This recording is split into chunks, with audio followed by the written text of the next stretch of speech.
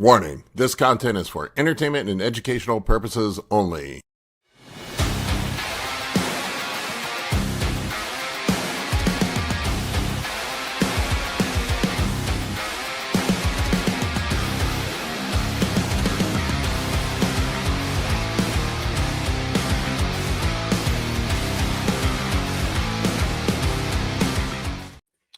What's up, everybody?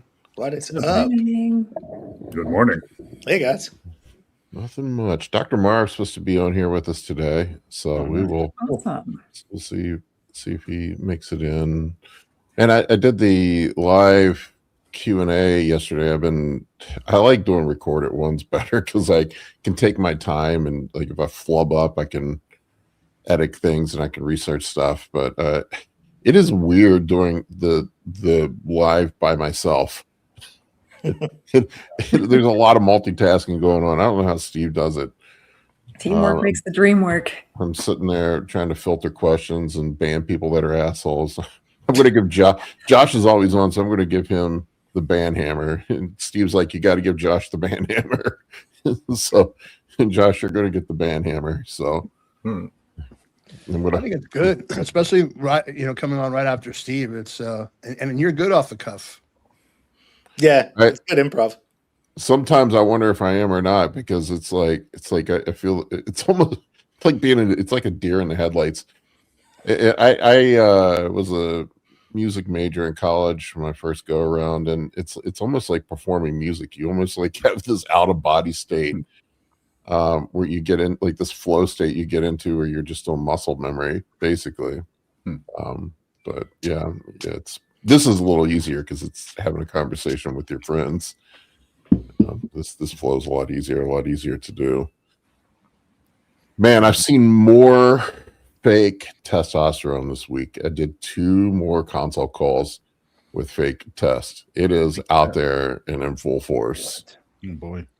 I wonder what the profit margin is to, or the I guess if Ryan were here, Ryan would probably tell us. But how does it like benefit anybody? I mean, well, I think what is probably happening is there was a batch of bad raws that came out of China. Right. That did happen a couple of years ago with the Nanthates. Yeah, that's what I'm thinking happened. And then like none of these do you think any of these guys making testosterone in their trailer selling it online are actually testing the raws before they make it? Yeah. Always people get like offended when I say, hey, yeah, man, there's a lot of fake tests running around. You might want to double check, and they're like, my UGL is great. I'm like, okay, yeah, I'm sure. You've got the one. I literally talked to 2 IFBB pros this week with fake testosterone. Yeah, John Jewett did a video on it. He was like, I got fake tests on the way to the Olympia. Great. 2 of them. Two pros. And these are the guys that are connected. Jackie got lucky. She just got her results back for Primo, and it was Primo. So that was good. That's awesome. Yeah, Primo you can get. Yeah. So I just like I used to not have people get testosterone tests because I thought it was just kind of a waste of time. Like, yeah, we know your test levels are going to be high. Over 1,500, right? And, yeah. Yeah, like once you get past 1,500, I mean, what's the difference between 3,000 and 2,500? I don't fucking know.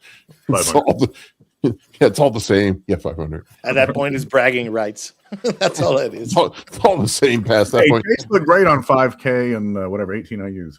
I'll be honest.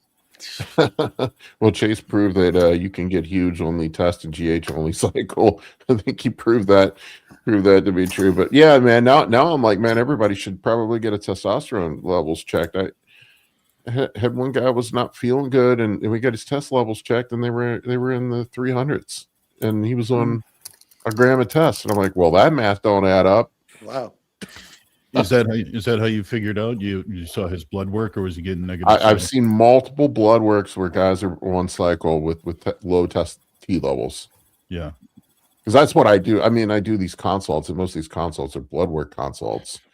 And guys come to me with their testosterone and their IGF-1 levels, and then I'm looking and I'm like, and it's like he's like, why do you think my test levels are so low? And I'm like, because your fucking testosterone isn't real. Man. Or it's like 10 milligrams of milliliter or some shit. It's like a dollar. 10 pounds of testosterone. Yeah, I mean, Occam's razor, right? I mean, the most likely simplest answer is usually the right one. If you're injecting testosterone, you should have testosterone in your system. Yeah, It's got to be fake raws coming from China. Yeah. I can see it. yeah. Rock and roll. But that's wild seeing that. I'm also, like I talked about at the beginning of the Q&A yesterday. Now I'm getting a lot more data on people running EQ long term, and I'll be honest with you, man. I'm a little concerned about EQ after seeing a year worth of people running it. I've seen some shit not right with people on EQ. But is it possible that since a lot of what we do is kind of polypharmacy, right? Is there do you have aggregated data you feel, or are you seeing trends that are really obvious, like across the board? Oh no, obvious with things with people running EQ that I have not seen with other stuff. Like, and I see trends across all the people that are running EQ. Like I've seen really high hemoglobin and hematocrit levels. I've seen some guys with elevation in cystatin C, and creatinine on EQ. I've seen guys with absolute. It doesn't seem like I originally was like telling people to run it at half your test to keep your estrogen in line, but that seems to be like too much at this point. Like I've seen guys absolutely wrecking their testosterone levels, or I mean, sorry, their estrogen levels with with EQ. Like I'm talking about like single digit estrogen levels on EQ. Yeah. And then for inflammation tests, HSCRP, cystatin C, LDH, is there anything else you guys think you should look at when you're doing if you're trying to do EQ? No, everybody that runs gear seems like, if you're especially, I've noticed this with the dudes doing daily injections, they all seem to get some elevation in CRP. And that's a trade-off with doing the daily injections that I never considered before, because you're probably having some sort of inflammatory response to all those frequent injections. Right. And it's daily. Yeah, and it's daily. So that, I mean, I think that is a potential downside for the daily microdosing that people didn't consider. It's probably just a reaction to the oils and the solvents and shit. But I don't know if there's a correlation there or not, but I have definitely noticed that there's like some mild elevation of CRP when dudes are blasting hard. It just seems to be across the board for the I see.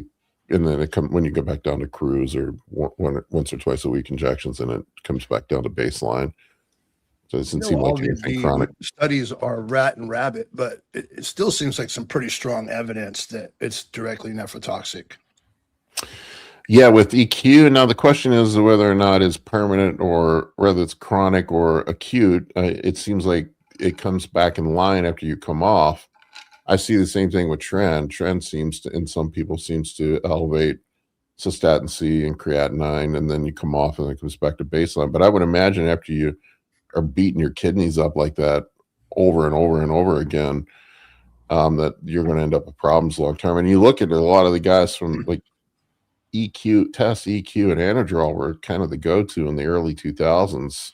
Yeah, that was the piano stack he talked about. It was like my biggest stack ever: 2 grams of test, 600 EQ, 600 and 300 Anadrol injectable. Yeah, and a lot of those dudes ended up with kidney issues, major kidney issues, or dead. Yeah. Love Rich Piana, but yeah, it was a combination of cocaine, EQ, and PMMA that killed Rich Piana. Yeah. He said he wanted to have a fun life. He definitely had a fun life. Live hard, die young. Yeah, that Bolivian marching powder will get you every time. Especially as you get, you're 300 pounds in your late 40s. I mean, he just basically did everything he possibly could to live long. It's like taking all the dials and just going 11, 11, 11, 11. You can only crank it up so hard on so many different factors before it catches up with you. Like you can get away with. You can get away, like it just depends. You can get away with a lot, but like you do need to take breaks. You do need to be measured, and that's what I tell people. Like what is it? The axiom in toxicology? It's dose, duration, and compound that make the poison, right? So like you take anything, long enough at a high enough dose, it can be toxic, right? Or you can take a lethal dose of certain things. You know, there's some things that are more benign, like you could go out, and I'm not telling anybody to go do that today, but you could go shoot a whole bottle of testosterone today, and you'd be fine. You probably have a boner for the next week, but You say that like that's a bad benefit, thing. dog. Hang on. but if you I'm if you taking notes. if you took a whole pen of Humalog today, you might be done. That might be it. Rich Piana is one of the ones that really made me start paying attention because he died at 46, and him and I are like almost exactly the same age. Like our birthdays are within 10 days of each other. To be fair, John Candy died at the same age. John Candy died from cheeseburgers and tequila. Oh, and a lot of cocaine, actually. Cocaine, yeah. Yeah. All right, you know what could go wrong being 200 pounds overweight and eating like shit and doing a bunch of blow. Yeah. And Piano's one of those ones that always just nuked his estrogen. He was always on like 3 milligrams of Arimidex, and he didn't have to. Well, that was what we did back in the early 2000s. Oh, like yeah, I know. Like he's like seeing that video on the whatever Think bodybuilding. I was like, oh crap, yeah, that's right. It was a shitload of stuff like that. I remember back in the day, everybody was taking 1 milligram of Arimidex every day. That was just what we did. Yeah, I saw this. So I never Nobody's on a understood statin, right? Nobody's on a statin. Just was that just like gospel, I guess? Like, you know, like if you're gonna do this, if you do A, you're gonna do B. If you do test, you're gonna do Arimidex. Well, at that time AIs were pretty new. I think they were introduced to the market in the late 90s. It was I pretty sure Arimidex, when was it? I have to look it up. When was it released?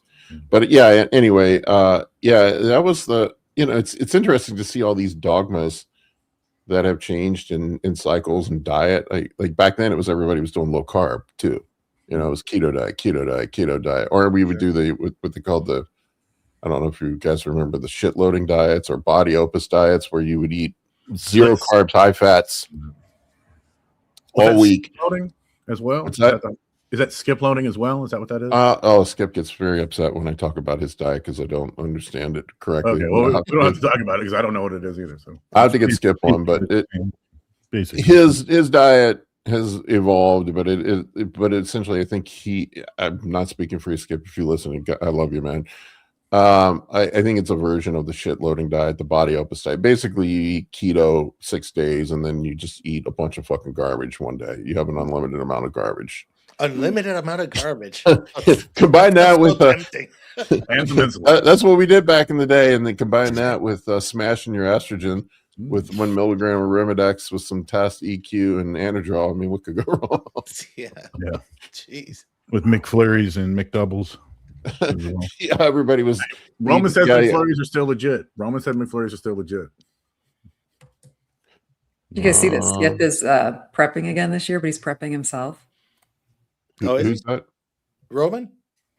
He's doing like self-coaching? No, Skip. Skip. Yeah. Oh, yep. okay. Yeah, no Yeah, cardio. he's trying to have like a redemption prep. He feels his last prep was really bad, so he's lined out what he's doing this year. It should be interesting to see. Yeah. Okay, so Arimidex was introduced to market in 1996. I don't recall bodybuilders using it in the 90s at all. It was the first time I heard of anybody using it was in the early 2000s. You guys got to remember, we didn't have this thing called YouTube and the internet. There were message boards and newsletters. Yeah. But on the message boards, it was taboo to talk about we didn't talk about gear. You couldn't talk about. There was no gear talk, which is fucking crazy to think about. Now everybody fucking talks about it. Everybody was worried about getting an FBI or DEA if they talked about Arimidex. Well, the message times they were a good time though. Oh man, I'm telling you, like I was when the Dante Trudell trained me, and him and Skip had that intense muscle. I guess Skip had it, and Dante was a featured person on there. But the people that I rubbed elbows with, like I didn't know who they were at the time, but we all like hung out and talked, like Dr. Scott Stevenson, John Meadows, Fuad. Jordan Putin Peters was on there at some point, I think. I mean, just like this who's who of fucking bodybuilders that were on there back in the day. Justin, I think was on multiple accounts. yeah, Justin, It was actually Justin was on. kind of the same way for women. I feel like in a much more positive way that it's harder to find that kind of information now. Like back on the bodybuilding.com forums, I mean, like Jamie Eason was on them, and there were a lot of women that were really active on the bodybuilding forums. I mean, there was also a lot of like unsolicited dick pics coming my way, but I learned a lot back then. Which one? I got some good ones. Yeah. Yeah, some showers, some Were they growers. truly unsolicited though? My Not favorite really. thing, my favorite response to an unsolicited dick pic is a different dick pic. Just Got Google a one better and one. send. Yeah, just Google a dick and send them another one. That's my favorite thing to do. I have to wonder what I've talked about this before, but wonder what dudes are thinking when they do that. Like has that ever worked for It anybody? depends on the dick pic. Yes. If do we put want to treatment- see it, we'll let you know. Yeah. Generally, they'll pull it out for you. Yeah, I was gonna say like unsolicited is the questionable part here. This is generally the pic I will share if requested. Ah, there you go. I like it. I Yeah, can't see Put it. your hand What over it there. is. it won't focus. It's a guitar pick that says dick on it. There it is. Oh, there we go. Oh, there it is. Dick That's pic. my dick pic. Oh man. Marty got some unsolicited dick pics when you shared his transformation on Instagram, Paul. I get them too, just so in case you guys were wondering, I do get them. Oh, but you put your feet online, so you asked for those. I mean, yeah, that is an internet rule. What do you think when you send that to another man? That this heterosexual man is all of a sudden going to see a picture of your dick, and it's going to be so great that he's just going to abandon his sexuality. This is hilarious. I've gotten like 3 times the notification. That Oh only man. happens if they're running a lot of trend. That's the only way that happens. Sometimes it's just a numbers game. Guilty. Oh man, nobody cared about the EQ might kill you conversation, but we brought up dick pics, and now we got the Dick pics and trend. We're on this train, baby. Yeah, there we go. Well, I told you guys about my friend who started running trend. This is the first time I've had a conversation outside of this group with a fellow gym goer, and he was like, "Yeah, I think it made me kind of gay." I'm like, "It can't make you kind of gay, dude." Well, hang on. I That's heard gay not guys how say it it made them works. kind of straight. And maybe there's something I'm there. like, and what? So why exactly you think that? He's like, because I caught myself looking at a guy at the mall and saying like, if I were gay, I'd date that guy. And I'm like, so I'm trying to figure out like if that was something that was in there already, and the trend just loosened his tongue. No, You know. that means you're gay. Trent is just a truth teller. That's all. I don't know. I was just, is it like alcohol? Like the same thing? It just lets go whatever's in there, just blah. that was a funny Dr. Toddism when he called it the anabolic ayahuasca, and it helps you see the truth. Yeah. Oh, you're honest with it for sure. Yeah. You're I'm just going to honest. name this live stream dick pics and trend. That'll get the most views I've ever gotten on a video. Yeah, you'll get all the 100%. clicks. That's You're gonna clickbait get for all the sure.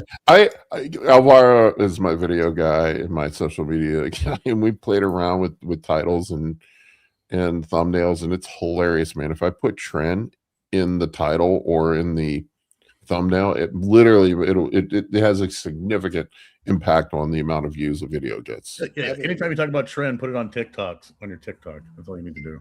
Well, I'm perma banned on TikTok. I'm not that's allowed true. to even open it. Your body was so muscular, you promote steroid use. Oh, is That's that what pretty happened? Oh, I'm banned on Facebook too. I just got put in Facebook jail Oh, All right. What? for a you don't have trend to- video, ironically. naughty. There we go. Too Oh, popular. you got banned from the 2 lamest platforms. It's okay. How have you know my grandmother used to be on that platform? I was Drew Daniels. I was a practicing psychiatrist. I see a lot. I'm back here. That's why we're here. Yeah. Ask away at the psychiatrist. Hey, maybe they'll do a group rate for all of us. Right. Group therapy session, YouTube video. Oh, that would Why generate do we want to content be for sure. beautiful? Did you guys see Sam Sulik at let's see, three weeks? Are we 3 weeks away from You the should just pull up his We're Chroma. almost Oh, there. 20 days until the Arnold. Yeah, we're almost there. I'm always skeptical of progress pics because a lot of times people end up on stage not looking anything. Well, Like hang on. they're- First of all, Sam is a great auteur, and he has got amazing cameras because he's basically spent the past 4 years doing all of his own shit. So he's But gonna he look great. looks improved. That Yeah, looks amazing. Yeah, he looks improved. Yeah. We'll see how he stacks up. I still think he's built more like an open bodybuilder. And would be better off bigger, but we'll see what he looks like. He'll get bigger. He's been training for 7 years now. Well, I mean, I think he overdieted last year. He actually got down and lost a bunch of size because I know he had a hard time. He started very fat, is what he said. He's like, I started very fat. He figured out what he did wrong. He got way too bulky, and then he had to. Yeah, I know he had a hard time squeezing into the cap last year. Yep. But you got an extra 10 pounds in the pros, so. Yeah, I think he's 226, 227 right now in the last video he did. Yeah. But he looks phenomenal, though. Yeah, I know he looks great. That guy wants to be a bodybuilder, and he's doing everything he can to be a bodybuilder. Yeah, no doubt. Isn't he coaching himself? He's coaching himself. Yeah. That's crazy. I know. I think he's an engineering student, right? I think he graduated with an engineering degree, or maybe he left after 4 years. He's definitely got like an engineering approach to things. I've noticed. Like he's very much one of those people. Cosine, and all this other stuff all the time. He's like, he takes inputs, he analyzes, he comes out with a change of action and puts it into executes. That there's a lot to be said about being, flexible like that with as you go in order to optimize your craft. There's a lot to be said about that. He seems pretty Midwest chill, like just completely relaxed. You notice the comments slowed down when we switched from dick pics to Sam Sulik. It happens. We'll put him in the title, and people will come by and say hi.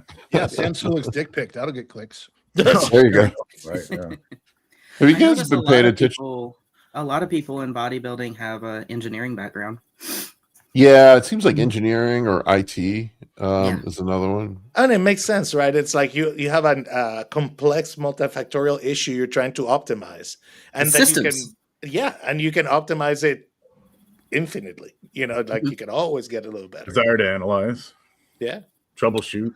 Yeah. I'm an IT guy. Experiments, hypotheses you can try. It's all there. Or a physicist. I think just anything that's hard that most people would say, "Oh, that's hard." Or an autist. Or an autist. Yes. Yeah. Well, that's the common denominator in all of them. So That is the common denominator in all of them. Muscle autists, right? Yeah, it seems like if you want a good bodybuilding coach, go hire the guy that's got the most the highest degree of autism. That's the guy you want to coach you. I mean, it's a superpower because, it can be, you can lock in like nobody else. I don't know if I'm not formally diagnosed or anything, but I definitely get some ADHD, and sometimes I wonder if I am a little bit. No, let me tell you something. The best way to get diagnosed outside of a formal diagnosis is for other neurodivergent people to tell you that you are, because we know. Yeah, we'll let you know. We'll let you know our own. If you have a spicy brain, to use Tanya's expression, if you have a spicy brain, we'll let you know. The fact that I've been sitting around playing chess 5 or 6 hours straight every night for the last few weeks, I don't know. That doesn't bode well for me. Yeah, I'll be sending you an invite to a game soon, Paul. Get ready. It's been a while. We can play video games together, dog. We could just play some video games. We could just blow up traitors and heretics and tyrannids. Like, I'll buy a new computer.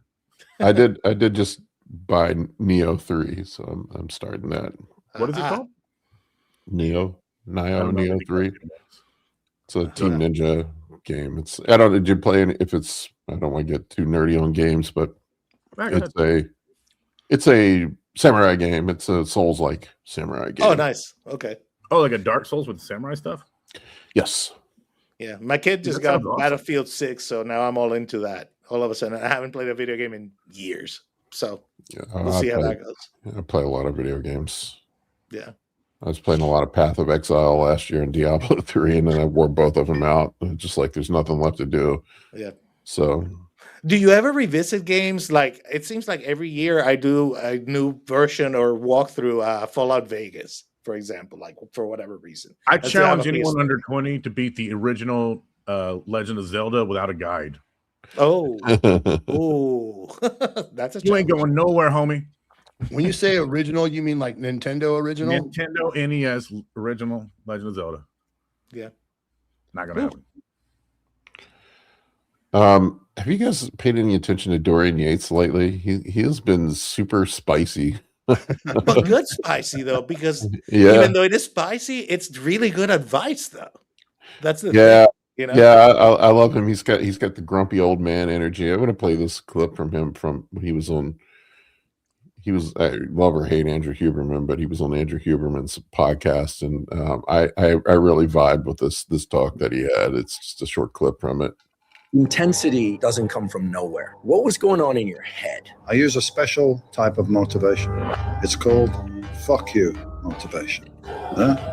Fuck you to all the teachers at school that said you couldn't get anywhere. Fuck you, fuck anyone. So I'm going to show you. Fuck you. So fuck you motivation. It's a great one, yeah? Whatever you got inside you, anger, negative emotions, use it all. Use it all like fire. I just laughed at that because that's always been kind of my key motivator. Yeah. I love channeling that energy and proving people wrong. There's nothing I love more than somebody telling me I can't do something. And I'm like, yes. Fuck you. Energy. Yeah, I like when people are just supportive and friendly to me. I'm weird. I don't know. It's kind of nice. It's like that's hilarious. Josh said I thought Dorian was supposed to have found his peace via yoga and weed. He must have laid off the yoga and weed, man, because he must be. Yoga's not easy. Listen, peace is not an absence of fuck you energy. Actually, it's very, very concentrated, precise fuck you energy. I don't know. I love this this new. Well, I guess not new, but he's just being. I guess he just doesn't give a fuck right now. I don't think he ever gave a fuck because people are listening now. He never really. I don't know. He must have somebody new managing his content that's telling him just to fucking go for it, or be a little more spicy with things. I don't know, but yeah. Or maybe he just found his lane. You know, maybe he just kind of. You know how sometimes you just find that space, that sweet spot. I don't know, man. Figured it out. Maybe he regrets speaking up when Mike Minter was claiming he trained Dorian Yates, and he realized how bad that was for bodybuilding and training in general. And now he's like, let me just speak up when people like Dr. Israel talk shit about him, you know, things like that. Yeah, somebody, so Paul, I remember when you talked about the chick from high school and she asked, I thought you used to be a bodybuilder. that was definitely a motivator for me to get back.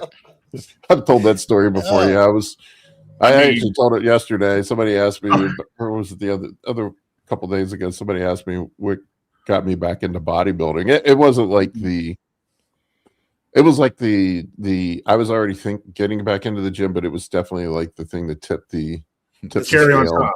It tipped the scale for you. I was at my 25th class reunion and I saw a girl I went to high school with, and she walked up to me and she was like, "Didn't you used to be a bodybuilder?" I'm like, yeah, I did. Yikes. I was. What did you look like in high school? I thought you had like a mullet and was like 180. Were you? No, she knew me from like I grew up in a small town, man. Like she knew me throughout my 20s. Oh, okay, gotcha. So she saw you like after you started lifting. Yeah, when you became the D-ball king, baby. I see we've already banned 2 people, or is it 3 so far? I've banned at least 3 or 4. It's definitely more than 2. Yeah, getting spicy out there. Hey, have you guys been following the Good Vito thing? Like that he's out for a few months. Apparently, he's got some issues. Yeah, which is really sad because he looked phenomenal. What's going on with him? Digestive issues is the last I heard. Like he had some kind of high impact he's lost like 8 kilograms in 2 weeks or some crazy numbers. What I heard, some crazy amount of weight. 200 milligrams of Vanadrol a day and developed ulcer or ulcerative colitis. Yeah. Yeah, but it's great adenocarcinoma competitor, so it's kind of sad to see that. of the liver, probably. Yeah. A big possibility. Yeah. I mean, sad though. This guy asked, "Can I be banned too?" Sure, we can ban you if you want. Sure. If the N word is nurse, then yes, we're inward friendly. Oh man, people! I swear, man, I'm not quick enough on the solo live streams to ban people, so I definitely need You need guys. moderators. You're gonna need moderators. You want me to come be a moderator, Paul? Yeah. Oh man, yeah, people are funny. I think they like poking until they get a response. I probably shouldn't give it any attention, but anyway, yeah, Dorian was my old school favorite bodybuilder. Him and Arnold. I mean, I don't know, but man, I remember I really vibed with Dorian in the '90s because I'm an introvert, and Dorian's got that dark introvert energy of, I'm just going to fucking go in and destroy things at the gym. Although I tried lifting like that when I got back in my 40s, and I ended up just tearing muscles. That's the downside to the high intensity training. He definitely has that look. Like if you you walked into the gym and saw him work out and thought about talking to him and actually saw him work out, you'd be like, yeah, no. yeah, right around. That fuck you motivation can end up with a torn pec. So that's the downside of it. All right, we want to get into some questions. It seems like we got a lot of them. We have tons. We have so many questions today. Cool. All right, so the couple came in before we even started the stream. So I don't know if these people are still on, but they came in. This one came in an hour before we started. From Jack, BB91. How would you carb cycle for someone who has high activity output every day is over 30,000 steps, 1 hour of cardio, 60 minutes of weights until failure, medium to high carbs every day?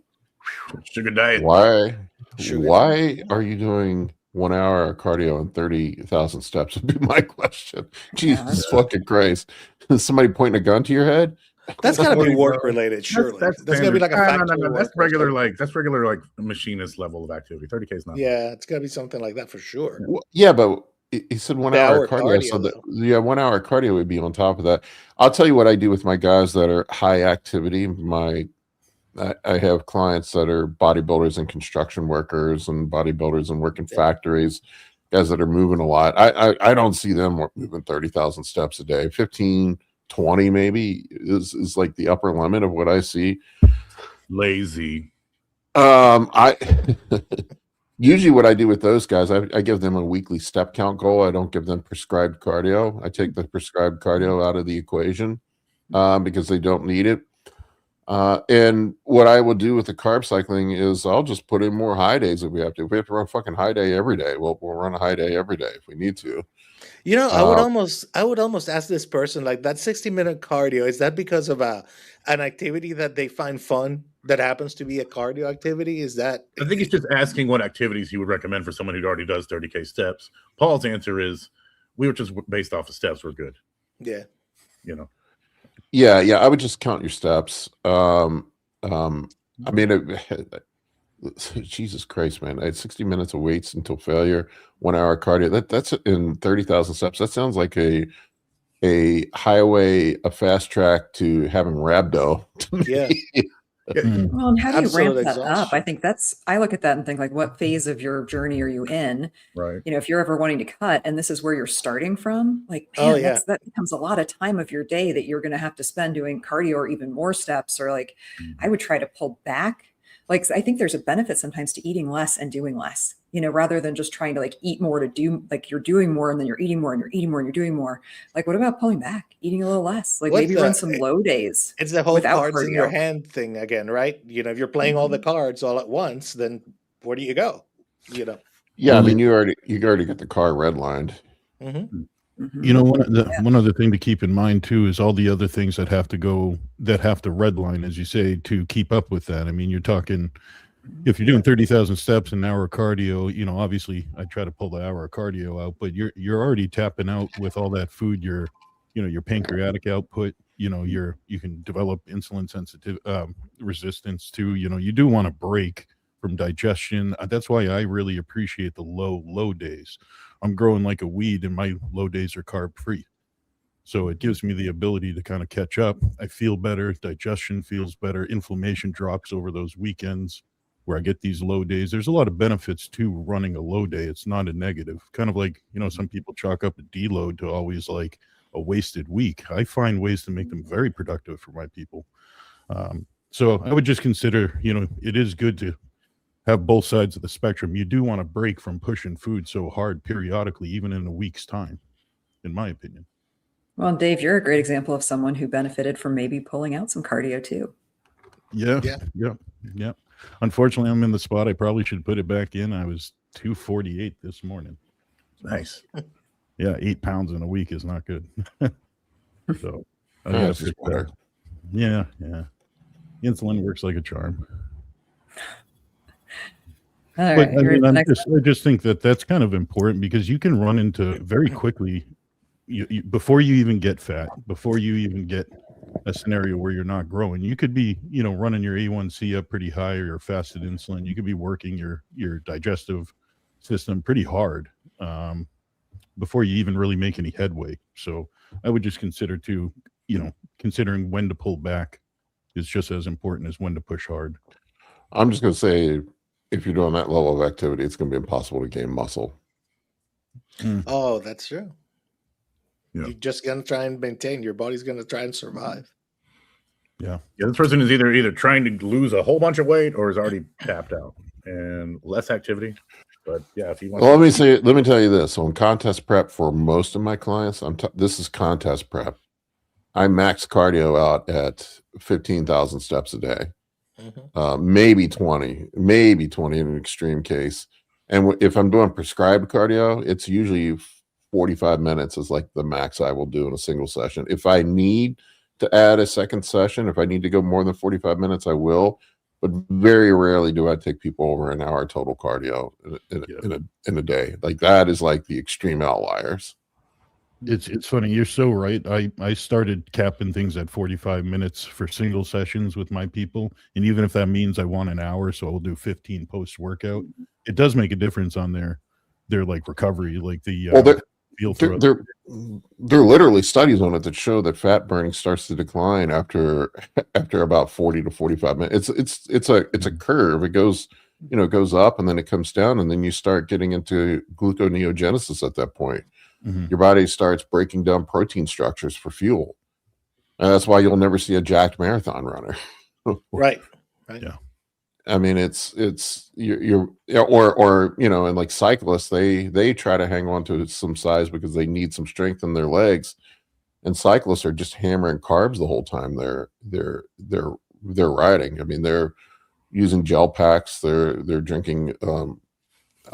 Carbohydrate drinks. Yeah, EPO. All kinds of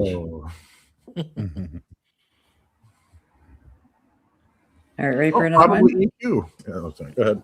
Let's All right.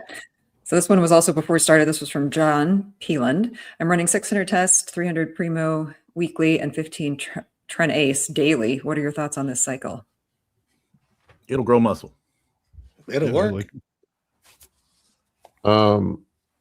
Yeah, I would ask why the Tren. I mean, are you in a fat loss phase? I generally only use Tren for 6 to 8 week runs. I don't like running it more than that. Once in a while, I will use it end of an off season if we need to clean up body comp a little bit, or if we need to push things a little bit more, maybe for 4 to 6 weeks. It's still pretty low dose of Tren, but I'll say this: I hope you're not. And I kind of gave this lecture yesterday, running Tren year round. The guys that I see, I all the time see dudes. I can think of one dude on social media that ran Tren year round. He made his whole social media presence from being the Tren guy, and ended up losing his mind, ended up going fucking absolutely insane. All the dudes that seem to run Tren nonstop year round end up fucking melting their noodle after a while. They end up just going nuts. Seems like they end up super fucking paranoid. They end up they end up thinking everybody's out to get them. You'll see it with the changes in their content too. Like these dudes just kind of lose their fucking minds. Look, I don't know if you notice it, but there are certain people, influencers out there that you can tell when they're on or off trend, even just from their delivery. Yep. Literally from their delivery. It's like, I feel attacked. Oh my God! Here's another one that needs to be banned. There Done. we go. Thank you. there You're we go. gone. All right. What do we got up next? Next one is, I'm considering running EQ versus Primo. Would EQ cause more gains than Primo with everything else held consistent? Is it worth the side effects you have been noticing? I'm a competitor.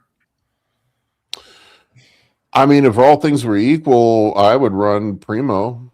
Yeah. I think the EQ. I mean, I used to put EQ in my B tier safety wise, but I think now I'd probably put it down in the C tier. I don't know. I like looking at what it does to blood panels and the effects that it's been having on people. I'd almost be inclined to use trend over EQ. At least you're getting something. See the look on Josh's face. Go on. Old words But at least you're getting something out of the risk that you're out of the risk that you're Yeah. taking. That's There's a cost for trend, of course, but you can get a big win with a low dose. Once again, like we talked about earlier, it's dose, duration, compound choice that make the toxicity. But if safer use is your primary concern, I would probably build my cycles around test, Right. GH, and then you're trying to save money, right? Yes, yeah, what that's you what care I literally had a question on my forum, my anabolic bodybuilding members community, team anabolic bodybuilding members community this morning. A guy asked that Primo, he said it's 3 times the cost of EQ. He's like, is it really worth it? And I'm like, it's not a question of whether or not Primo is worth 3 times the cost of EQ. It's what your health is worth. Yeah. Right. Ask yourself that. You got 2 But kidneys. some people tolerate. You But you got don't 2 wanna kidneys. lose You got an extra one. Yeah. Some people tolerate it okay, but I mean that's just the question I would ask. Right. Well, Yeah. that's where that risk assessment comes into play. I've only got 1 kidney, so I ain't playing around with EQ. Right. That's for sure. And it's like, I'm categorically not going to do that. Same with diuretics. I'm not going to touch it. Gonzo, why do you only have 1 kidney? It was trauma related. It was unfortunately at age 17. Yeah, that could be a whole podcast. yeah. It was it street club related? It was home invasion related. Oh, okay. Oh, right. Okay. Yeah. Yeah, you don't have to tell that story. That's cool. So, yeah. I know this, my last EQ cycle, by the time I peaked out, got about 8 weeks in, and where I really was feeling the gains, I was super strong, I was super swole. The side effects just hit their pinnacle at the same time, and it was pretty rugged. Yeah. What I do would you feel always like? choose What were the side Primo over effects? EQ if you can get it and you know that it's real.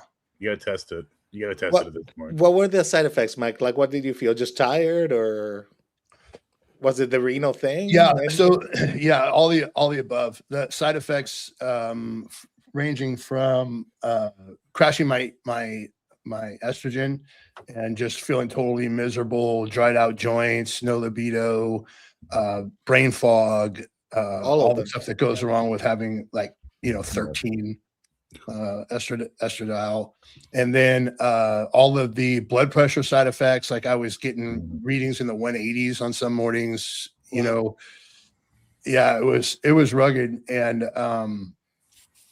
then when I did labs, it was all over. Like I got to start pulling this stuff out because my cystatin C and EGFR were elevated. I mean, every one of my blood markers. Yeah, everything went really bad. Anything that could go wrong on my blood panel went wrong. And, Wow. And then on to boot, and this is partially the nandrolone in my cycle too, but like I had some of the worst neurotoxic side effects, cognitive side effects that I've ever had in my life. Like I couldn't really make content. I was just stuttering through a video. Like even people who have been watching all my stuff for a long time and who are declared themselves as fans were saying, dude, you're always talking about cognitive function. Like you sound like hell right now. Yes. So yeah, it was rugged, man. I was like the poster child for all that. And honestly, it's not just you, Mike. It's no. And I'll say this, like there seems to be a demographic too. Like I've noticed it seems like younger guys can tend to tolerate this stuff better, but but that's another thing you don't consider when you're younger is the cumulative effect of this stuff. Like it may not negatively affect your health now, but when you're 45, if you're 25, you may have some fucking problems. There's going to be a day of atonement. Yeah, I mean, there's interest in that health bank account, so to speak. That you're writing against. I would say outside of video. I did a pretty good video on it on my channel. People aren't following that. Absolutely. I would say like not an EQ jackass, right? Yeah. Ahead, I would say outside of contest prep, if you're a master's bodybuilder, I wouldn't touch anything in my off season other than test, primo, HGH, maybe some insulin, or mass run if you can get your hands on it. Those maybe there would be a compelling argument to low dose nandrolone if you have joint issues and you tolerate it. Low dose, talking like 50 to 100 milligrams max. Yeah, 50 to 100 milligrams. Yeah, That works really well. Yeah. The issue, I same thing with me, Mike, with nandrolone. It ends up it's like my brain doesn't fucking work. Oh, I haven't noticed a difference at all. Like I get anxious, I get paranoid. I didn't used to have these problems with it, and then it's the brain fog. Like it's like I'm a half second slow on everything. Maybe that's I don't know. Say it one Well, more this time. next contest prep, we're going to do test and Hey, Dave, we can hear you. mode to not have to use an AI and GH, and that's it. Yeah. Yep.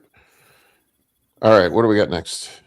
All right, next one is from The Mouth Eats. I started 200 milligrams TRT a couple weeks ago. Where do you recommend injecting? Sounds like he had a sore delt. He's injecting 0.5 milliliters twice a week. How long is your needle? That's an important fact. Oh yeah. Yeah. Yeah. So he just started. Like it can be sore. I mean, like you can sometimes have a shot that's just kind of sore. Yeah, shots Yeah, hurt no. when you've just gotten started, but if you're only doing 0.5 mLs, 25 milligrams, yeah. Butt is the easiest spot. Well, if you're flexible enough. And then your quads work, just go up high. I mean, well, for me, it's easy because it's like trap, shoulders, whatever. I can hit everything. But chest is easy and looks awesome. Rear delts work. Rear delts work good too. Oh, yeah. If you can roll that, yeah. I remember There when I is used to be able to reach those. Fucking way I could reach around and do my rear delts. Yeah, if you can reach it, it works well. Yeah. I can't even get my arm behind my head. Just pull your shoulder out of socket, guys. I just go like this. My rotate, I use, talking about the needle size, I use 5/8 27 gauge needle. I hit my delts, triceps, quads, glutes, and I just rotate. Oh, I use insulin 1/2 inches. Yeah, I use 1/2 inch 29s. Seems to work fine. I do have 27s too, though. So yeah, I was really cautious on the recommending the chest one because I could see some dude with a 2-inch needle jamming into his chest and puncturing his lung. Doing like the reverse Pulp Fiction? Oh, for sure. Hey, look, if you can break it through your sternum with one of those needles, you deserve to break through your sternum. You can sledgehammer a sternum. No, I'm just thinking of like, somebody finding you with a needle like stuck up. Jeez. Well, would you rather die with a needle stuck up your butt or in your chest? Which one you want? You know what I mean? What's more At embarrassing? least the chest looks it looks more manly, I guess. It looks more Exactly. You don't want to die at certain positions. Yeah. Does anyone just use a 1-inch 23 or 25 anymore? I mean, isn't that like I do. my old school? I don't feel like a whale to be harpooned. No. No. I mean, if I need 450 Trent, I would use a big needle, but other than that, no. Yeah. Wow. Oh, where's Justin? I don't have the We patience tell to us stand there stories with of three- injecting with an 18. Yeah, I don't like have to the buy patience 6 sit different there needle sizes. Yeah. with 3 milliliters of oil in a syringe trying to force it to a 27G. Yeah, I do daily shots, so it's like it's a big difference. But Yeah. no, if you're doing 3 mLs a shot, no, you're going to harpoons anyway. Mm-hmm. Yeah. I mean, for the amount I inject daily, because it's daily shots, it's 29s, 27s is just fine. It does take a while to load them, though. You're right. Yep. You're right about that. You got to think patient. too, if it's virgin muscle, it's always going to hurt no matter where you put it too. I mean, if he's just started and he's even just putting a half ml anywhere, even in the glue, it's going to be a little sore. It takes some time to adjust. Yeah, you get used to it. Pretty good. Yeah, it gets better with time. I like to get the syringes that you just screw on any size needle that you want. So you can have a drawing needle and then take that off and put a thinner one on to pin. Yeah. Those are lower lock. That's a great idea. I've been using disposables just because of the convenience, but Tanya, that's a great idea. How many Yeah, I shots get do you the- do a week, Tanya? I do most of my stuff daily, Daily. Oh, wow. other than my HRT because it's just such a small amount. I do that twice a week, but everything else I try to do daily. Bill, it's not Luberlock, it's Lure Lock. Luber sounds a lot more fun. Not a though. Luberlock. That goes with the dick pics. Yeah. That's the Luberlock. That's going to be now that we're going to add that one to the title. It's going to be dick pics, trend, and Luberlock. I don't even Luberlock. get the Lure Lock ones. I get these brand Zig ones. They're just 1 mil ones with a little cap, and you pull it on and you just push on the other needle cap. They're It's just the standardized name of lure lock, Yeah. like frisbee for frisbee. Yeah, I just get the off-brand one. No, absolutely, no. You don't have to buy name brand needles, guys. All right, is Marv coming on? Because we did get a question specifically for Marv, but it was Marv or the group. I But mean, it'd be he a good said he one was for him if coming he's- on, but I haven't All right, seen him. Nick, we're going to skip that one for a second to see if Marv does come up. We'll come back to it. So let's get this one from Zionic. 13 weeks of a push-up and just increased to 700 test and 500 deca. Probably run the same thing again after a mid-year full cut. Is there a question here? Is that a Zionic? statement or a question? I think that's Good just job. a statement. I have questions. Does your dick still work with that ratio? Here we Send go. us a picture to confirm. More indecision. Also, So he's getting the mental also adding in side. some deca this week. More indecision. All right. Can you still get a firm erection after that?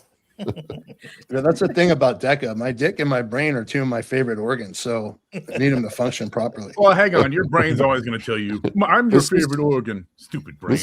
This is turning into the dick episode. Jeez. Trend, dick pics. What else do we need to hit the algorithm? We said I'm total. This one's totally getting demonetized. I haven't had a live stream demonetized since Dr. Todd was on, so this one's definitely hanging. Well, listen, that is one of my goals. Even though you start almost every episode with motherfucker. You're allowed to say that now. They changed the rules. Everybody got Really? upset. They used to have like some silly ass rule where you couldn't say Yeah, the first 7 seconds, and then it was like 42 seconds, and they're like, God. yeah, you couldn't say the F-bomb within a certain minute time frame of the intro of your video, and then people like all the creators were like, yeah, fuck you. And so they backed down on that one. You know what you need to do more often is have your daughter laughing in the background like yesterday.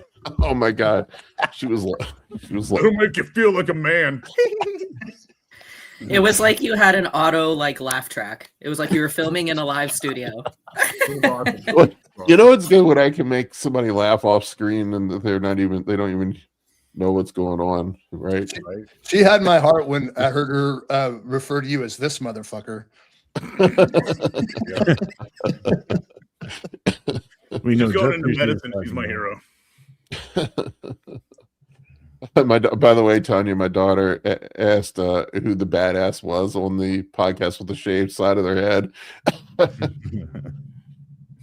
So Me. you got her stamp of approval.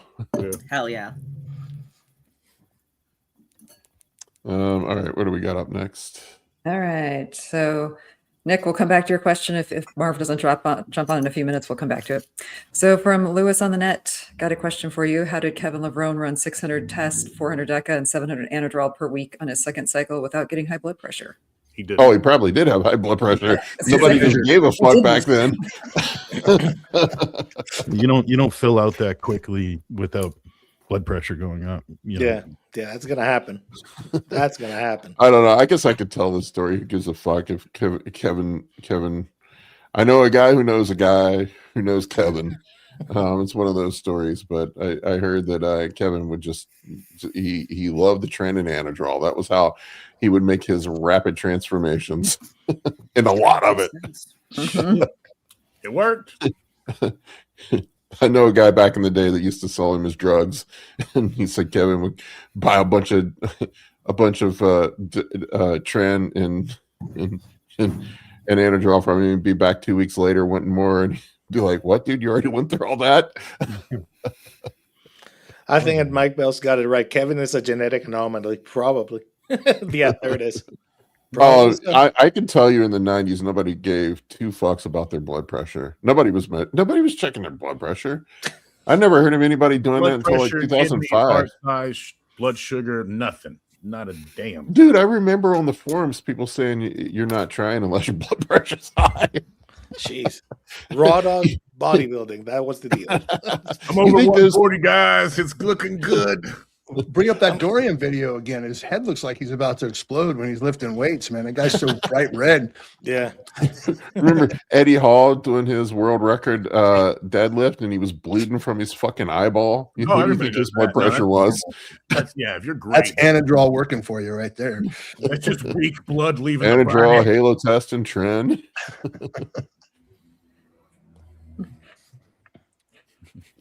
Back in the forum days, you were told to shut the fuck up and take care. Yeah, but people would be like, "Stop being a pussy, quiet, and take your gear, and grow." I've even heard Fawad talk about it when guys would say, "You're not trying unless you have high blood pressure." I mean, that was true.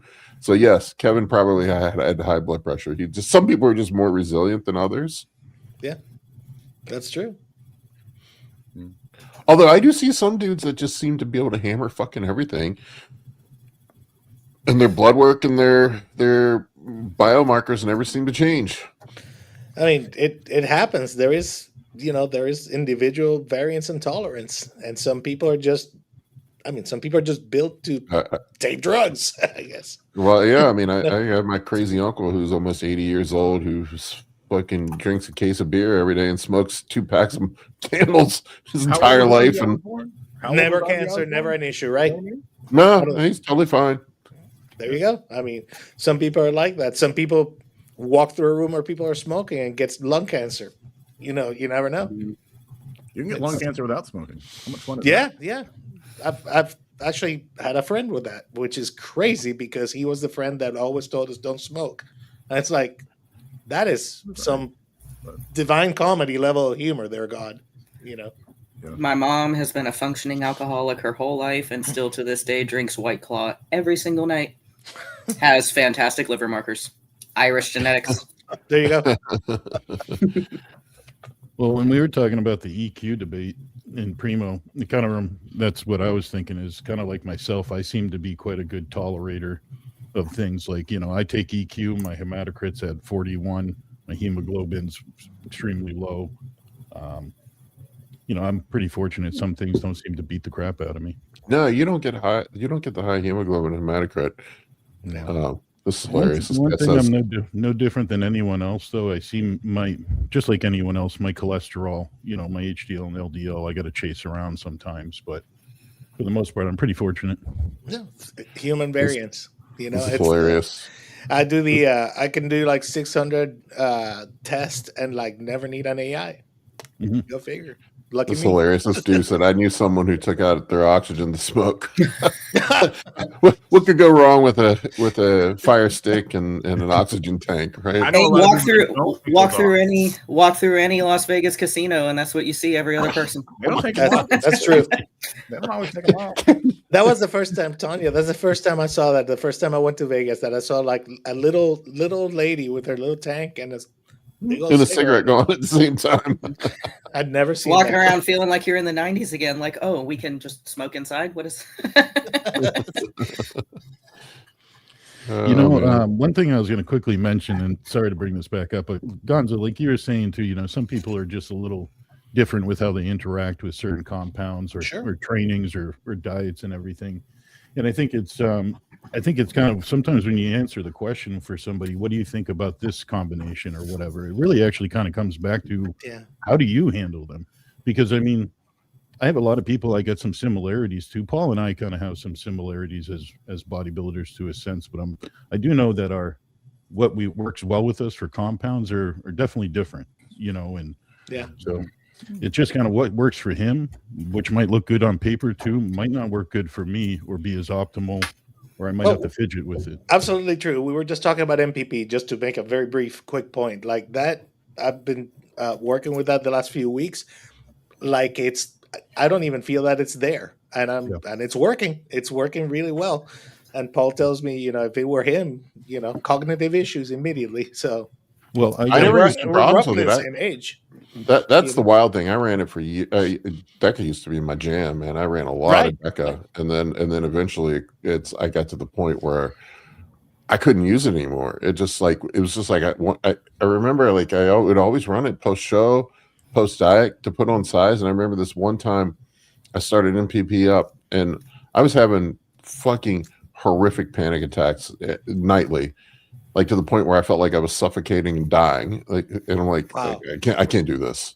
Yeah, that would stop me dead in my tracks if I had anything like that. Hang on. How long did you let that go? Oh, like a month. Like it's not the DECA. It shouldn't be that. DECA loves me, baby. It's not the NPP. Gonzo, you're early in though. Sometimes length of exposure has a lot to do. Oh, for sure. So we'll see in 6 to 8 weeks how you're feeling. Yeah, for sure. And that's a short answer too, so that in case we need you're to also running really low doses too. Yeah. It's low dose, and if we need to pull the ripcord, we'll pull it. I am a harm reduction guy. I'm 54 years old. I'm not gonna be playing I'm not playing Josh's 1,000 milligrams of Tren a week thing. Give me fuel, give me fire, give me that which I desire. How are you, Marv? Howdy. Sorry, I'm late. You missed all the dick pic talk. Oh, dang it. And all the trolls. Baby. And we banned 20 people so far today. Really? Right on. All right. Yeah, so age of social media. Very nice. I think we had a Marv question, didn't we? We have a couple. Yeah, I've been saving them. So we do have a couple. Oh, the first one from Nick Flynn. Question for Marv. I'm starting to see loaded stretching as beneficial in a lot of different contexts. Curious how some of you use it before, during, or after exercise or on off days. What's stretching? All the above. So Dante pioneered that, right? And then it's cool when all the research comes out. Like he found a study where they had birds and they would literally hang them for weights for 24 hours at a time and measure it. So that'll increase not the length, but more number, the number of cells, right? So that can be anabolic. So that's extreme stretching in DC or Dr. Scott's fortitude training. Obviously we're not doing loaded stretching before training. The only time I advocate for any sort of static stretching is this 20 to 30 seconds, 3 to 4 rounds for calf training, right? Warm up the Achilles. You do not mess with that. Just FYI on the topic of calf training, because I've had 2 injuries come in since I've been on this channel. There's something called the watershed area, which is 2 or 3 inches up from your heel where it attaches. That is the least amount of blood supply in the Achilles tendon because it's a tight cord. That's why it's like a rubber band. But if that starts hurting on calf raises, especially if you're doing a DC calf or, everybody's doing these crazy stretched, lengthened positions, which I like for calves. But if that starts hurting, do not ignore it. So the only time I'd recommend static stretching before is for that. And it's only 20 seconds maximum. Because once you get near the minute, then you're actually defense mechanisms are relaxing to allow the muscle to stretch further. So not a huge fan of that pre-activity. But loaded stretching, as soon as you finish training that muscle, is freaking awesome. But here's the mistake people make. And again, I'm bringing up Dante's name because he's the one who pioneered it. At least that's my understanding. I've talked with him about it. You're not progressing the weight, right? You're progressing the time. So 45, 50-pound dumbbells is plenty of weight to do a loaded stretch on your chest. Don't be doing that with 120 pounds, right? This, think about risk reward. I'll have people start doing it start for 45 seconds, which doesn't sound like a lot on paper, but you've got a crazy pec or lat or quad pump. Oh my God. That's a long ass time. So try and progress it. I like 60 to 90 seconds. Typically seems to be the max. It also will help keep the fascia healthy. So anecdotally, it seems to me if I'm doing if you're cupping or scraping, right? Cause you can do it yourself. Never over a bruise, like I've talked about, because that could create other issues. If that Can I just sounds beat on my chest like Tarzan before the chest workout? Would that work? yeah. You get a lot of blood flow, that's for damn sure. I mean, you know. But yeah, you could do it. You could do a little bit. Like we're stimulated by touch, right? So one of the things I'm big on, and I know I'm going a million miles an hour, is like vibration, 10 to 20 seconds on the target muscle before your working sets help mind a muscle. You could do a little bit of tooling, but if that sounds and feels like gravel, this is my thoughts, because they're not going to research this on bodybuilders. I think the fascia is super tight. So for me, yes, my training was terrible because I didn't know how to use my chest, my pecs. I did a 45-degree angle bench. That's front delt because of my sternal angle. And today I planned ahead and actually brought models, right? So if you're like this, 15 to 30 degrees maximum is your incline angle for upper chest. If you've got a steep rib cage like Arnold and Jay and all the people with the best chest in the world, they probably are hitting their chest at like 60 degrees of an incline. But once I learned how to train and then that quit sounding and feeling like gravel, my chest started growing. So keeping the fascia is super important. You could do it on off days as well, right? I think it's really important if you have like an old ankle injury. So I completely shredded my right ankle to where I literally had maybe 2 inches of bottom of a calf dorsiflexion. And I did a lot of DC calves, which is very painful, and a lot of loaded stretching. And while toes down is still not even, almost close to even toes up, which is more important for bodybuilding, right? So that could really help as well. But it needs to be respected, because if you haven't done it before, don't go crazy doing it 5 times a day, right? You could cause other issues. But I am a huge fan of it in the training session. Keep yourself mobile on off days, absolutely, but you are progressing time, not load. So let's just be smart about it. And then if it's causing pain, like say you're trying to stretch your chest, you should feel it in your chest. If you're feeling it here, you're getting your front delt, or you're probably getting your shoulder capsule. That's like, keep the tension where we want it. And if you're going way too heavy, and then one last thing, what I do when I'm programming is say, you know, I'm a lower volume person. So if you're only going to do 1 or 2 chest movements, you do, you know, like a decline and then a flat movement, have your loaded stretch be on an incline bench, because then you're taxing the muscles slightly differently. Again, that's all like bro science, makes sense on paper in a vacuum, but that is another way to do it. Bro science is welcome here. Yep.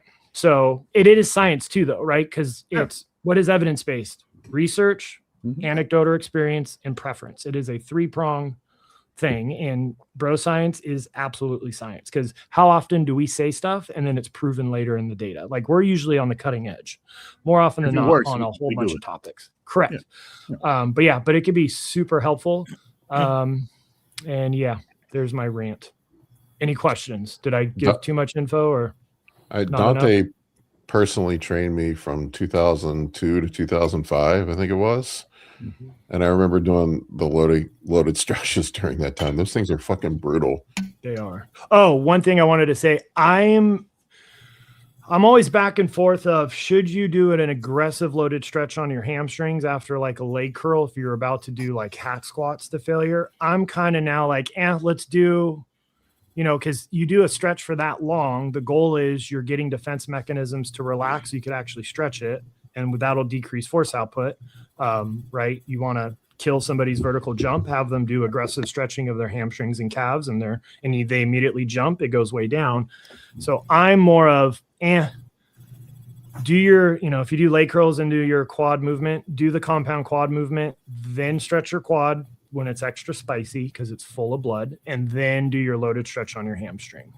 And there's multiple ways to stretch multiple muscles. So I've put a bunch of videos up. So if you've got questions on that, but just think about, here's how you know how to stretch a muscle. I'll finish with this. Let's do bicep. So what does your bicep do? It does a little bit of shoulder flexion. We know it curls the elbow, and it does a little bit of, this is called supination, right? Palms up. So sup, bro, supinate. Reverse that. So then I would want to be extended. I want to be palm down pronated, and I want to be extended. So to figure out how to maximally stretch a muscle, do the opposite of its action. Nice. Can I ask one question about while I have it on top of my head, Dr. Marv, and it's about kind of the strategy for stretching. If you have an area, like my wife has an area when she does vertical pressing and she does a lot of shoulder movements, even flies, she consistently gets her traps in that back of her neck and traps bound up. And so when she's done training, it's later on in the night, it starts to kind of get tighter. It builds up, maybe a little inflammation, not quite a bit. But how do you approach that? We've tried stretching ahead of time. Maybe we're not doing the stretches correctly. We have had some success just altering her lift, just so she's kind of more into the target muscle and not allowing traps to take over. But it's something that we can't really pin down. And I know there's got to be a way to kind of soften the area, but still work up to it and not build this tightness. So it's primarily on overhead pressing. Yeah, we've come to find on a lot of her push days, pretty much shoulder movements are triggering. It's super common. It is most likely her levator scapula, which is, I'm treating that all the time. So it goes from the corner of your shoulder blade up to your neck. And when you are overhead pressing, like I always talk about, you've got hooks on your shoulder blades. You want them to rotate up, so you're creating space in the shoulder, not impinging it. And so it's super common. Overhead pressing, if anybody does CrossFit on the side, handstand push-ups, pull downs could trigger this, right? So one, I would look at her breathing. So you should only be breathing this way when you're in the gym, kicking ass and going to failure. If you're doing that day to day, you are using your levator and other muscles in the neck that are accessory muscles that should only help you breathe. So check her breathing pattern. Then somebody could do self-tooling on the neck, and the levator scapula is the particular muscle. And then, I treat that super commonly. Also, keep your elbow slightly forward in scaption plane, which most people know about for overhead pressing. So your upper arm's parallel with your shoulder blade. So that allows the rotator cuff to stabilize, making it easier. And then also really strengthen serratus anterior, because the only two muscles that do the upward rotation that will take stress off of her neck is serratus anterior, which nobody trains, and then traps, especially the lower traps, which I've shown on here multiple times. So get serratus work. Her rib cage, when that muscle gets chronically tightened, her rib cage is going to start to get compressed on the back, which will tighten it further, which will then make the shoulder rotation needed to press overhead harder, because an overhead press is external rotation driven, right? So you want to keep that rib cage moving. So as I've talked on before training and after training, most bodybuilders are compressed front to back, and this angle super wide because we get really strong, right? If you're super hollow and super closed, you're probably not that strong. So lie on your side on a foam roller right at nipple height for 10 breaths before training, after training. That'll get the rib cage moving. That'll take a lot of pressure off of the levator.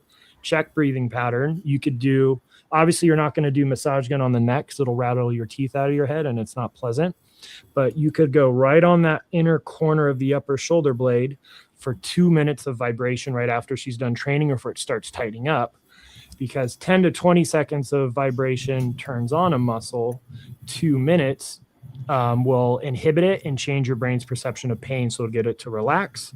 And then it distracts your brain from pain signals. So I would proactively do a little bit of tooling, massage gun, check the rib cage, and then really start strengthening serratus. I like TYWs for lower traps, and then just make sure biomechanically we're also in an advantageous position, which is slightly forward. And then I also find most people don't do well on a straight 90-degree bench angle, just barely incline it, and that'll also help. But overhead pressing is a super common culprit. Yeah. You know, it's funny, it seems to, absolutely. Yeah. Well, and we did that trick with the massage gun and found the most tender. Did it help? It did. Temporary relief. Yeah. Oh yeah. No, it's a Band-Aid, but yeah. Check breathing pattern, get the rib cage moving better, strengthen the serratus. I will treat a levator probably on half of my patients, and I'm treating on every bodybuilder. Even if it's not tight, that'll dramatically improve posing, because it's on the inside corner of the shoulder blade, right, going up to the neck. How are you going to do a lat spread if you can't push the shoulder blade out because that levator is not letting it do it? So I had a guy come in from out of town, super cool dude. He knows you too, Paul. And I, he was having a little bit of pain in his double back bicep. So we did a breathing drill. It helped. I adjusted him. It helped. I dry needled and then really, really helped. So I will treat levator and trap for posing and training alone, even if it's not painful, for like performance care. Yep. And one last quick thing, and I'm sorry to drop these questions on you, but is it common for some of these things to like target one side? Because sometimes she'll just almost feel like it's split down the neck and it's her right side. And I've heard this from a few other clients when they get something, specifically traps are kind of bound up top in there. It sometimes favors a side, like it hurts on this side, but it's almost split down the middle. Okay. Yep. And she's right-handed, I'm assuming. Yeah. Yeah. Yep. So you want a fun experiment? Put your dominant arm in a sling, just use a belt for an hour and realize we use it for everything. Yeah. So it's already going to be slightly shifted forward and most likely rotated in, which is already going to increase that resting tension. So usually the right side is more bound up, in hips too. We're obsessed with symmetry, which is great, but we're asymmetrical by nature, right? You have more organs on the right side of your body. There's more of your brain is devoted to the right side of your body. What else? When we stand, we typically stand for long periods of time with our right knee locked off, shifted to the side, and then we're always reaching with one side. Yeah. And then anecdotally, this is my theory, I think also driving, because if the foot gets tight, it's usually the right side, which directly impacts the hip. So I think the we're going a little bit different, but usually just right side, both hips and shoulders and neck is usually what I'm treating. Yeah. Nice. Dr. Mark, would you say that losing that arch in the back that a lot of people have when they're doing their overhead presses can also help with that issue? Instead of flaring the ribs up like a lot of people do? Yep. Yeah, and that's going to be very person dependent. It's nice to finally meet you after chatting on YouTube for so long. You as well. I'm excited. Yeah. But yeah, like that's going to be very, very person dependent. So that's hard to give a blanket statement. I will say though, you want a little bit of mid back extension, because if we don't, you can't fully retract your shoulder blades, right? So it's that balance. When is the extreme correct? Very rarely, right? It's usually a little bit, right? That way you're not super flared out, which is going to cause bracing issues, because then how is your oblique going to fire? Blah, blah, blah. So yeah, it's usually just a happy balance. And I find if people are doing the 90-degree angle, you slightly lean it back and then you slightly move their elbows forward. Now you would argue, well, then you're getting a little bit less back of the middle delt. Well, then do different lateral raise variations for that anyways. Right. Man, That's awesome. we just hammered for Dr. Marv. Want to get another one in here? Yep. That's what he gets for being an hour late. I thought it was noon central, so when I was like, "Oh my god, they've been on for an hour." They've been whoops. So, but my house is spotless for my mother-in-law coming into town, so at least I got that done. Oh, good. All right, what do we got up next? Next one is from Bill Parlerman. My lats are lacking. How do you balance load versus being able to feel the lats burning during your reps? I struggle with going heavy versus actually feeling the muscle working. Oh, I can work with this one. Go for it. Well, so for me, like, and it was a discovery, and it's fairly recent. I've been doing the lat work because of what I'm trying to compete with men's physique, which is all lats, and I find like my lats have, need to grow. So unilaterally, pull down movements that are unilateral, it changed everything, because you can focus and you can find a sweet spot for sure of where you feel the muscle engage slowly and with control. And you can feel like, you can work that resistance up or down until you find that sweet spot that's in the rep range you need, that gives you the stimulus you need. But definitely do it unilaterally, changed everything for me.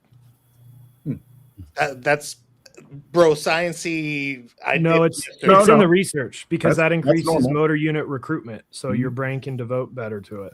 Yes. So you are 100% correct. Okay. Woohoo! I got one. Very good.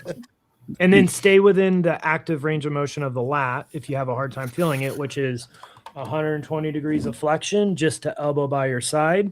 And then think elbow down, right? Because he's probably trap dominant. So when people have lacking lats, they're very trap dominant. So as they hit failure, even on rows, they're going to start shrugging up. Yep. So if you keep elbow down, elbow down, elbow down, and then hold that contracted position for a solid 2 count to where it's cramping, you could do a little bit of side bending, but not too much, right? That could be super helpful as well.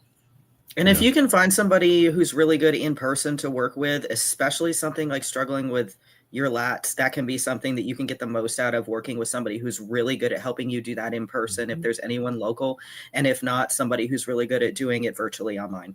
Yeah.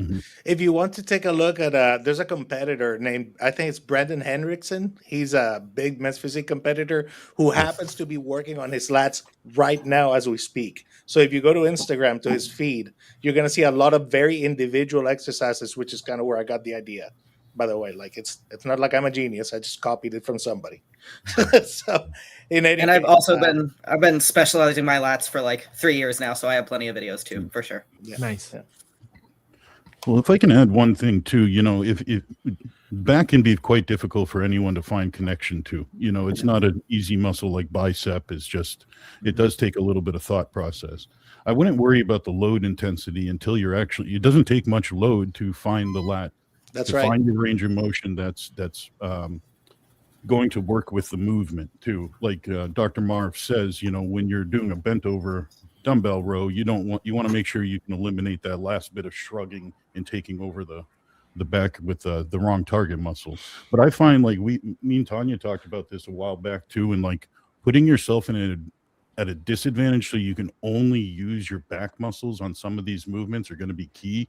Like I like teaching people with straps, so that way they can just hook on, they can barely squeeze, they can lead with the elbow. They can physically feel what I'm telling them when I say your hands are just hooks and you're pulling through your elbow into your belt line, and we'll show them the whole movement. The other thing I'd say that is a really easy thing to do, and if you've been in the gym for a while, he says he's 55 years of age.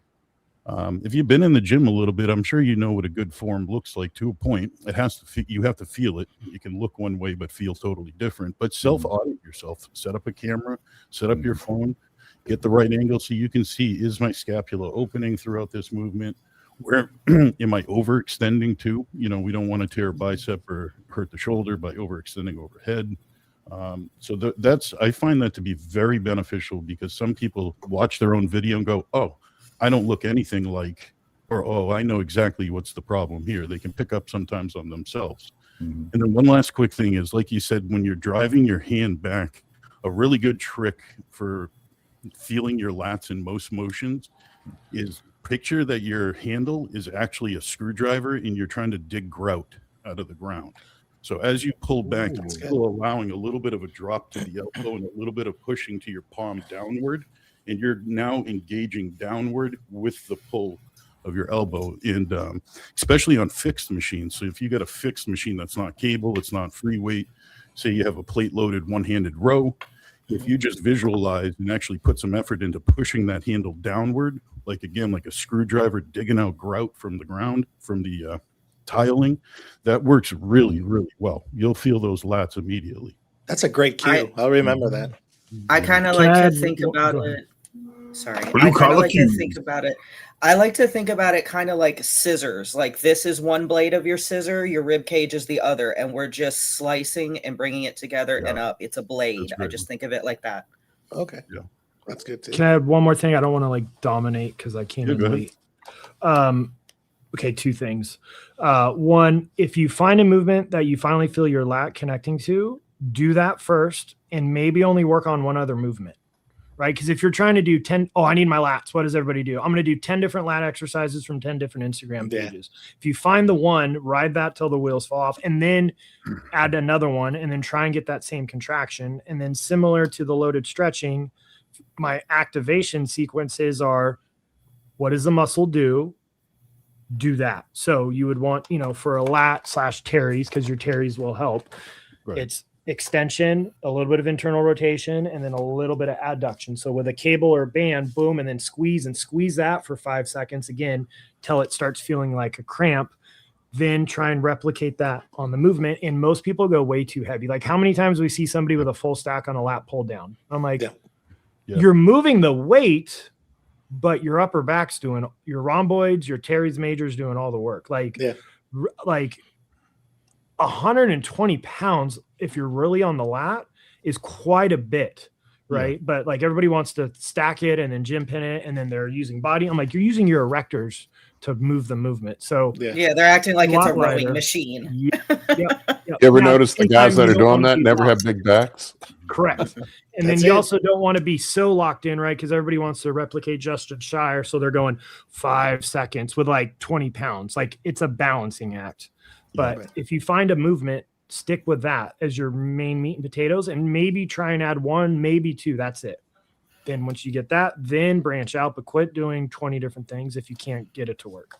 Yeah, because if you're throwing 20 different, slightly different stimuluses at your body for your nervous system to deal with, you're not really learning any of them very well. And a fun fact, 20% of people's lats do not attach to their shoulder blade.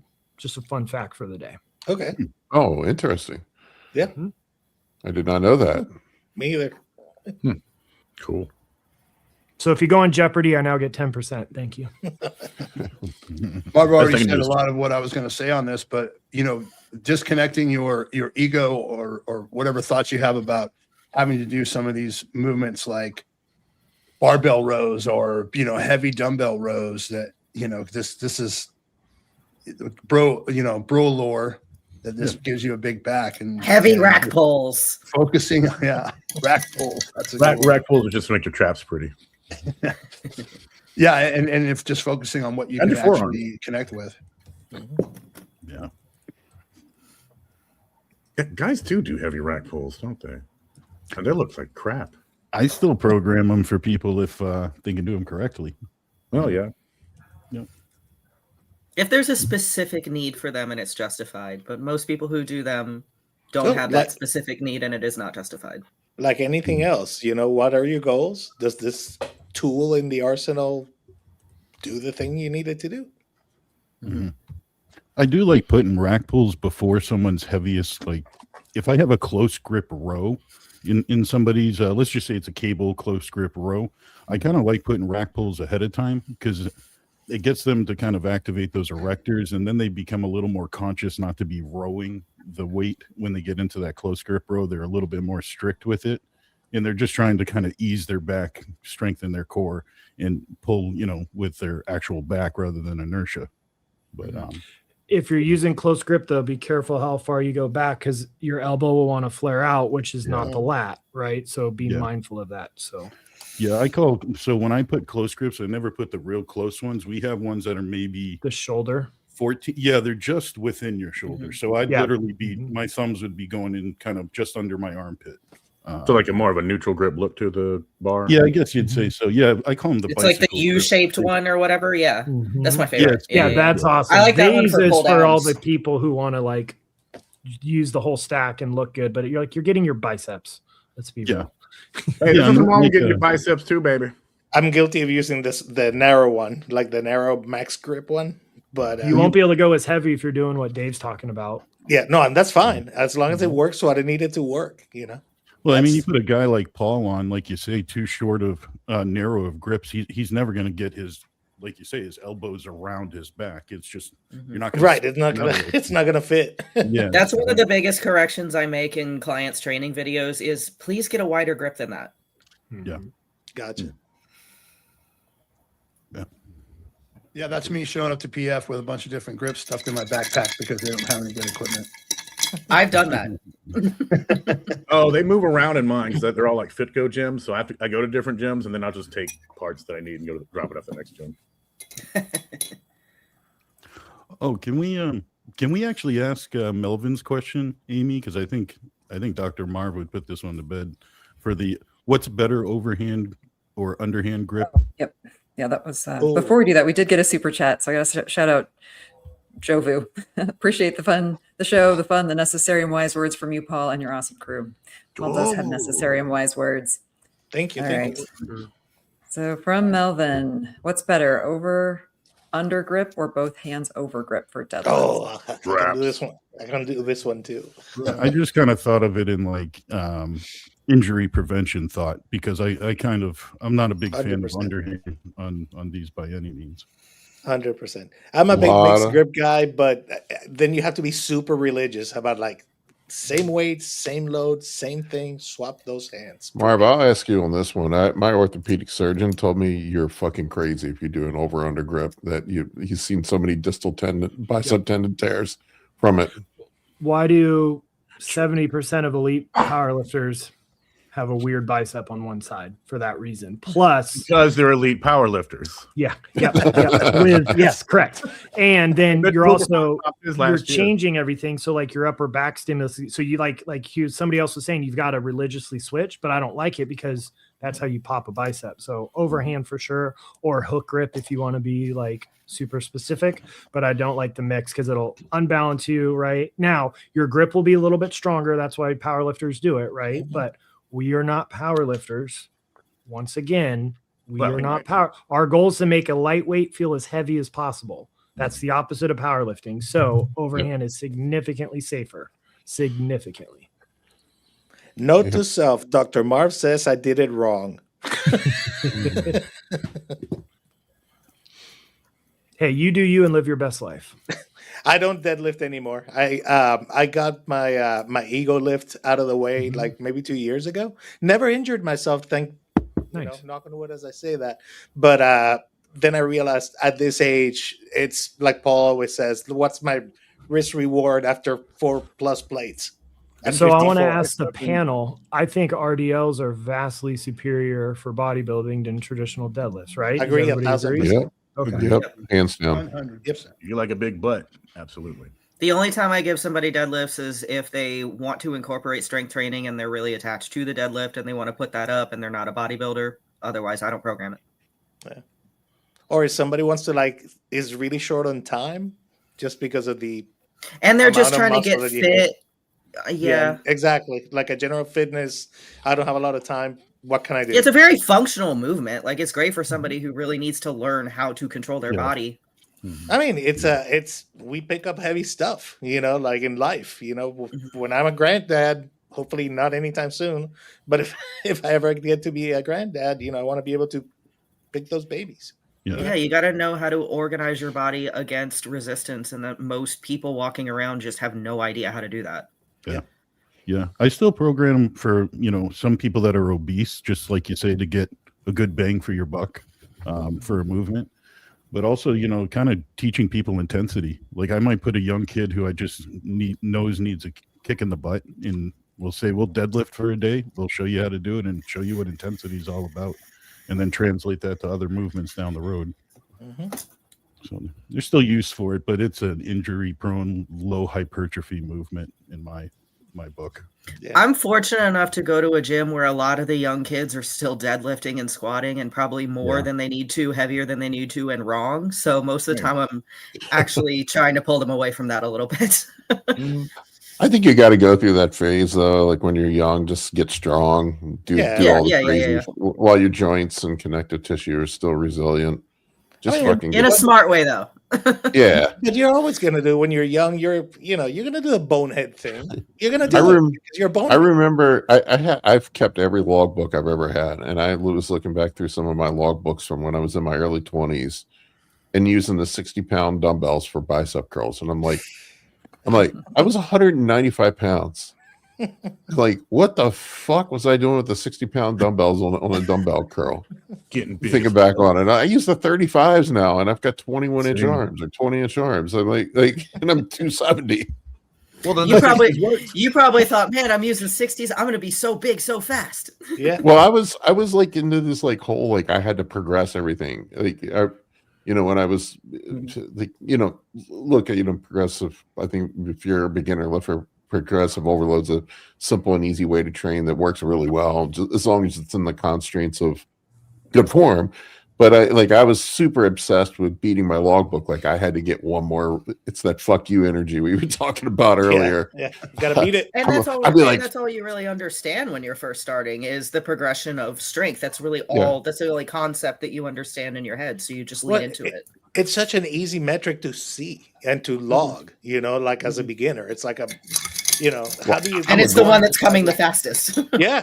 I'm a goal setter, and I like being able to look and say I did this last week and I did this week, And bodybuilding, especially when you progress to the advanced level, is a bit more nebulous, and that's really hard psychologically sometimes. I think that was like one of the hardest things for me as I came back in my 40s to get my head wrapped around is the not having a like that it's nebulous, like that I'm just, like Marv said earlier, I'm trying to get the most out of the least. That really fucked my head up. Yeah. I'm like I'm using half the weights in the logbook that I used to use. This isn't cool. That really was a blow to my ego, and I think a lot of guys just can't put their ego aside and do that. They just never make it to that point. But if you're going to get to the advanced level in bodybuilding, you really do have to learn how to, the kung fu, I like to call it, of bodybuilding, where you really have to learn how to maximize mechanical tension and actually make weights heavier than what they are. Anyway, and rant on that one. We have a paid question. We do. Coming up from Carter Krankenstein. That's maybe my favorite username of all time. Again, he's a Commanders fan, so Carter and I are buds. And I had your questions start initially, but we do appreciate the super chat. But I would have asked it anyway. My recent blood work is showing hematocrit at 52, serum iron at 269, transferritin 88, UIBC at 35, ferritin 47, TIBC at 304. Opinions: could the out of range values be from excessive iron intake? That's just normal for being on gear. Yeah, testosterone I think suppresses hepcidin, which basically controls that whole iron ferritin pathway. So his could possibly just be from eating. He looks pretty normal otherwise. Yeah. So being on TRT plus whatever else. I don't think it's iron overload. It's most likely hereditary. So something called hereditary hemochromatosis. It's usually like European descent. So I would get genetic testing. So that's most likely what it is. Education only, not direct medical advice or diagnosing. Just because of the different numbers, like the transferrin is way high, but the other stuff's low. So I would bet he probably has some European descent. It's rare in ethnic groups. I'm going from the top of my head, but I would for sure get genetic testing. And if not, then you've got to figure that out. But yeah, then in the meantime, lower vitamin C, lower red meat. But I would, if I had to bet, I would bet it's hereditary. I've run into quite a few guys that have hemochromatosis, white dudes. I was just about to say, I've been hearing a lot about people having hemochromatosis lately. Well, now we know more about it, but the high transferrin and the normal, the low ferritin is not like your traditional hemochromatosis, because usually those are elevated if it's from iron overload. The fact that those are low, and then like I would wonder what his MCV is. He should run a full CBC again as well as those jobs. Yeah, but definitely probably genetic, which then you've got to make some changes, because you're just going to absorb iron like crazy. So no vitamin C, no red meat. And then steady state cardio will help. So there's something called sports anemia, where it's common in endurance athletes where, yes, their red blood, like an endurance athlete's red blood cell count could be like 30 to 40% higher than sedentary. But because their plasma also goes up, it stays there within range. So it's not like a technical term, but like sports anemia is kind of what a couple of people call it. So and they also waste through a lot of those red blood cells at a higher rate too, right? Oh yeah, like their bilirubin's going to be sky high because they're pounding on the like you think our blood works bad after prep, or like usually prep shouldn't be too bad because hopefully you're doing cardio, blah blah blah. But like you want to see really effed up blood work, do an ultra marathoners the day after a race. You're like, how you should be at the hospital right now. Those are the guys that drop dead all the time. No, which is hard to say as a bodybuilder. That's just me throwing shade. Almost like your body shouldn't do that. Yeah. So you should add lifting as an endurance person to combat that. Okay. Yeah. No, long distance runners have the best survival rates of anything. Oh, do they? See, I always thought ultramarathoners were like at this high risk or whatever. Okay. Whereas like bodybuilding is like 200 out of every 500,000 or something. Okay. I stand corrected. Yeah. Well, that also has a lot to do with body mass. I was like, that's the stupidest thing I've ever heard. No, those guys are generally okay. Yeah, I always thought that for some reason usually live a long time. Yeah, for some reason I must have misread something, but like there's a difference between ultramarathoners tend to have that. There's a difference between being a a runner and an ultra marathon runner. That is an extreme. No, I'm looking at just marathon runners, so I don't know. If Yeah. No, I'm talking about the ultras who do 100 miles. They drop dead from heart attacks all the time. That's what I'm talking about. Okay, it's a big distinction. A big distinction. See, Dr. Marv's on my side. There's not that many people that do that. Yet. Crank Consensus, he's of African American descent. So I think it's just his diet. Probably. Is it worth auditing having him audit his diet as well? Are you eating pounded steaks all day long? I mean, there are dudes that do that. Would him being dehydrated when that blood test was taken? It'll make some difference. It's not as profound as you think. Not as much as people say. Okay. No. All right. It'll change up your hematocrit and your HGB a little bit if you're quote overfilled or whatever. Main thing is like just trying to get to your normal fluid level in the morning. I hear bros talking about drinking 2 gallons of water in the morning to get the number down. I'm like, well, if you're doing that, you're making it falsely lower, but that's not what you're walking around at normally. Just weigh yourself when you go to bed. Weigh yourself when you wake up. How much water you probably lost. Yeah, that's a simple math. Yeah, if you're down 2 pounds, I like that. You need probably a liter of water. 32 ounces of water. Yeah, I can do ounce to pound conversions. Yep. So it's 8 pounds of water in a gallon. You like that? I went and did liters quickly. Let's squeeze one more in, and then I'll run. This is a really good one. This is from Suck Smoothie. Hey guys, quick question.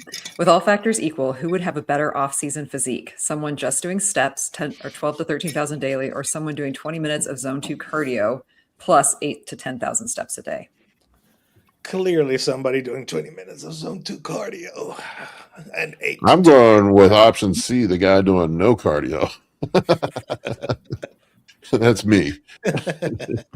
Well, the nice thing with the cardio being inserted is you can have some control over that time of intensity in kind of what you're doing with it. Steps vary. I mean, it's a great metric to keep track of, but they vary. 12,000 steps at your job might be different than 12,000 at my job.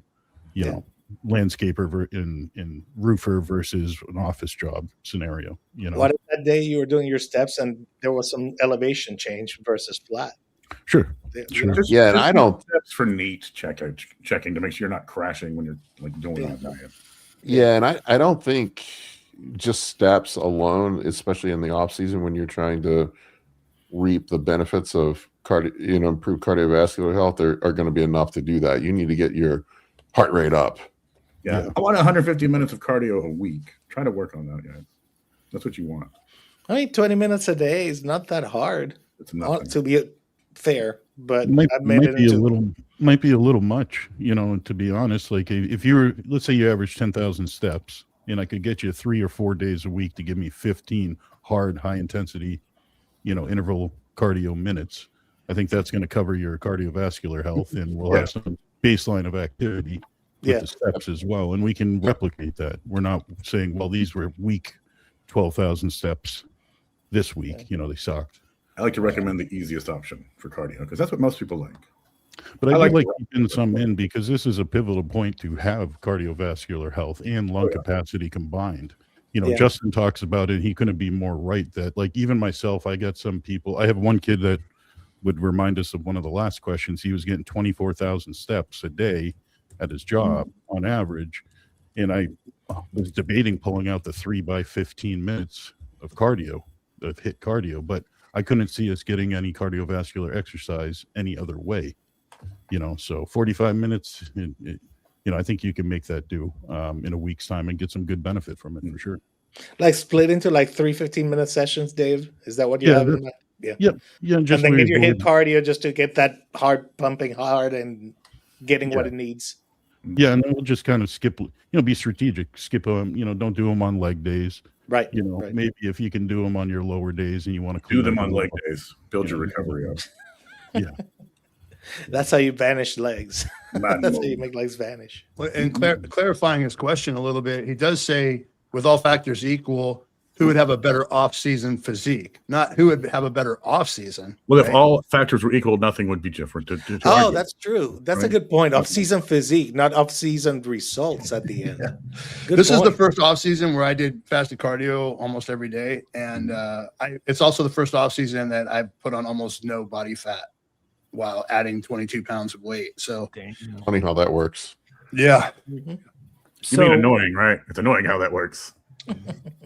one thing I don't think a lot of people think about is resistance training will dilute the number of mitochondria in muscle, and what can combat that is one session of HIIT cardio a week. Like, it's not fun. Like, people say they did 30 minutes of HIIT. I'm like, no, you didn't. Like, true HIIT, Yeah. you're like 5 or spit 6 flying, minutes. grunting, groaning. Yeah. Like, I'll start people at 4 cycles, but don't let your wind hold you back in the gym on an off season. So that'll help your physique. But like, resistance training will dilute the number of mitochondria, and HIIT cardio combats that, especially in the legs. So not only is it good for your heart, for blood pressure, for performance, for your wind recovering, so you can train hard and not get low back pumps or get winded tying your shoes, because that's a great look. It's also going to have massive performance benefits to combat some of that. What? Are you saying that we should do cardio? Oh, I hate cardio. Like, good God, it's on my to-do list and I haven't done it yet for a Cardio's reason. awesome. I love Oh my cardio. God. I looked at my step count for my last 30 days outside of when I was in New Orleans. When I was in New Orleans, it was 18,000 a day. And then I looked at like my average outside of that, 3,500. That's really bad. Like really bad. Really, really, really, really bad. And I'm fairly lean. That's the crazy part. that's one of the reasons why I do the fasted cardio is because I spend most of my day either behind a steering wheel or behind a computer otherwise. Same. I'm right here. This is where I'm at all day. Same. That's why I do the my steps are like usually the 3 long walks or 1 big long walk, because if we don't, we're behind a computer desk. I still have a paycheck job part time, so I can easily get 12,000 steps a day without trying. Yeah, you've done a good job for steps. Mine is biceps are carrying. Well, and you're probably loading and unloading people's plates all day long. So there's that. That too. Yeah. Too. Oh, that's true. That's awesome. It's not awesome. I like it. I'm stupid. What I like to do is do a bunch of stuff. I go and like whatever they left, I'm going to curl that or press it, and then I'll put it up. Yeah, I mean, that the only time I'm okay with some dude leaving 2 plates on the hip thrust machine is when I'm about to use it, because that's going to be my warm up. So Well, my gym, they give you one warning, and second time you leave plates on, they revoke your membership. You're out. I wish my gym would get more on board with that. My bosses Same. are a little nicer than they should. They don't for sure. fuck around, man. Or I've seen charge him- per pound. Oh, I like that too. Charge per Mhm. pound. You'll leave Yeah, the There's a leg lot of press gyms that loaded do up that. once. You will leave the leg press loaded just once. There's a lot of gyms that do that, and they Oh, not me. I word it leave it loaded perfectly. They'll every put single up- time. Just pay that money. I'm like, thank you very much. That's I don't have to I carry. think he was fining people for racking weights the first time they fine you, and then second time you get your my gym fines you $1 per pound. That's great. There you go, man. There's a That's few what gyms that I'm do doing. that, and I mean, they put up the signs. They're like, because we have a certain community in here. We respect our space. We respect each other. So if you do not re-rack your weights 2 times, we're going to assume you're okay with this charge on your account. See, was, my technique is if you don't re-rack your weights, I'll unrack them for you and just start hurling them at you, and that seems to work pretty good. What was the story about West Side Barbell that Louis Simmons had 225 welded onto all the bars, and if you couldn't do 225, you weren't allowed in there. That's fuck off energy. That's an approach. That is definitely fuck you energy. Yeah. And on that note, folks, I'm going to end this one. We appreciate each and every one of you.